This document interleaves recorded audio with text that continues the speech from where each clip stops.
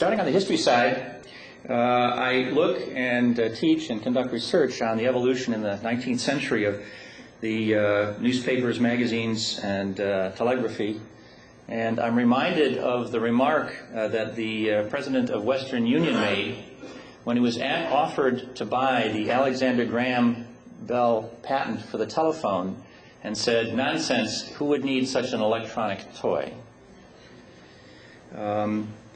The evolution of new media, as you came from the newspaper and magazine and then to the invention of radio, generated some concern among the existing industries.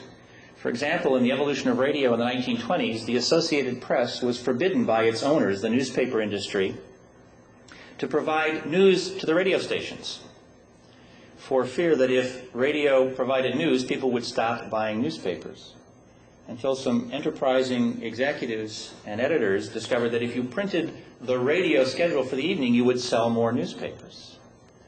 And indeed, the newspaper industry started investing in the radio industry, so that in the American case, many radio and then ultimately television stations were in fact owned by conglomerates of the newspaper industry.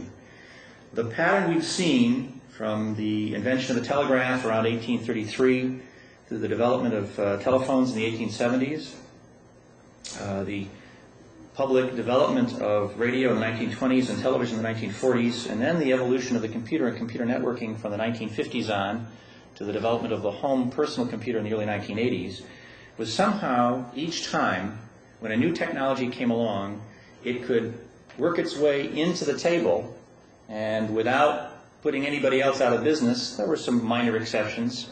Newsreels in the motion picture industry, the extra read all about it special edition of a newspaper. But as new technologies for delivering information from a central source to the public, more room and an extra chair was brought to the table.